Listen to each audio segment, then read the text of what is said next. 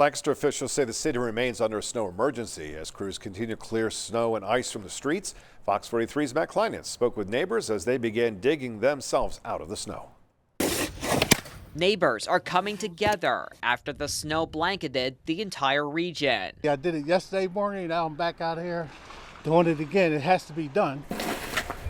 People throughout Lancaster spent the day shoveling sidewalks and digging out cars after Sunday's snowstorm.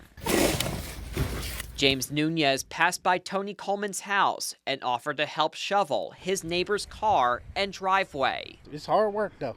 You know, like I said, I'm glad my man said I'll help you a little bit, so I'm grateful for that. It's really good to prevent people be falling off and just shoveling the snow. It's a big help for every community around.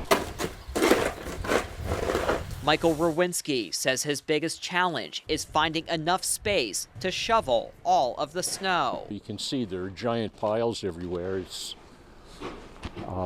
trying to open space for people to walk and be safe. Ahead of Sunday's snow, more than 140 cars were towed from the city of Lancaster to clear all of the roads. Drivers with Alliance Towing say they were running trucks throughout the night just to get all of the vehicles. We ended up towing cars up until about midnight. Cody Bell says his company towed roughly 30 cars before the start of the storm. He says drivers should move their cars from the main roads to parking garages for the remainder of the snow emergency. It just makes everybody's lives easier. It keeps my guys safer. They're not out in the roads on this stuff. City officials are asking people to remain patient as they work to clear the rest of the snow and ice from the roads. I just be hoping there's no more snow. Matt Kleinitz, Fox 43 News.